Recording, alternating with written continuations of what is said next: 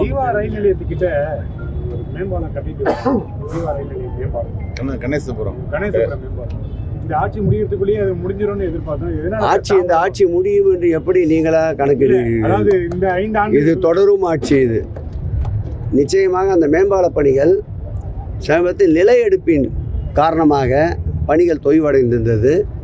அதேபோல் நம்மோடு எல்லா வகையிலும் ஒத்துப்போகின்ற ஒன்றிய அரசினுடைய ஒத்துழையாமை இயக்கத்தால் பணிகள் தாமதப்படுத்தப்பட்டிருக்கின்றன.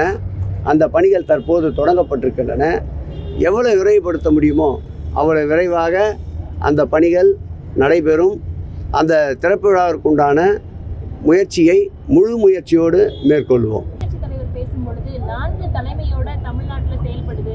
முதலமைச்சர், துணை முதலமைச்சர், அவங்களுடைய மனைவி, மருமகன்ற அவங்களோட தலைமையோட செயல்படுது. வாரிசு அரசியல், குடும்ப அரசியலோட முடிவா இந்த தேர்தல் இருக்கும் அப்படின்னு பேசி விமர்சனம் பண்ணார். சரி, ஒரு மோடியை சந்திக்கும் போது அவர் பிள்ளைய என் கூப்பிட்டு போனார் கூட. அவ்வளோதான் பதில்.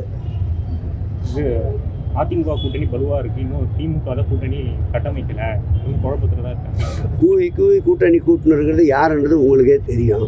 நாங்கள் நின்ன இடத்துல நிலையாக நிற்கிறோம். அண்ணா சொன்ன மாதிரி எங்களுடைய ஒவ்வொரு அடியும் நாங்கள் அளந்தளந்து எடுத்து வைத்து கொண்டிருக்கின்றோம். மாண்புமிகு தமிழக முதல்வருடைய அரசியல் ஞானம் என்பது பல தேர்தலை சந்தித்தவர், 60 ஆண்டு கால அரசியல் பயிற்சி பெற்றவர். அவருக்கு எதை எப்போது எதை எப்படி காய் நகர்த்த வேண்டும் என்ற வித்தையை கற்றறிந்தவர். ஆகவே அவருக்கு கூட்டணியை பற்றியோ, கூட்டணி எப்படி அரவணைத்து செல்வது என்பதை பற்றியோ, தேர்தலை எப்படி நடத்துவது என்பது பற்றியோ யாரும் பாடம் எடுக்க வேண்டிய அளவிற்கு நாங்கள் இல்லை.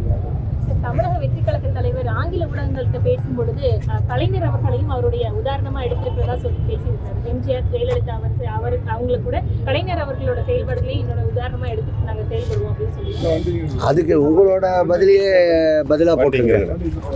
நீங்க என்ன நினைக்கிறீங்களோ அதே பதிலாக போட்டுங்க. செய்திகளை உடனுக்குடன் தெரிந்து கொள்ள கீழ்கண்ட கேபிள் மற்றும் டிடிஹெச் நெட்வொர்க்குகளில் எம்நாடு செய்தி தொலைக்காட்சியை காணுங்கள். பாதகம் செய்பவரை கண்டால் நாம் பயம் கொள்ளலாகாது பாப்பா. மோதி மிதித்து விடு பாப்பா, அவர் முகத்தில் உமிழ்ந்து விடு பாப்பா. அண்மை செய்திகளை உடனுக்குடன் தெரிந்து கொள்ள இணைந்திருங்கள் எம்நாடு தொலைக்காட்சியுடன்.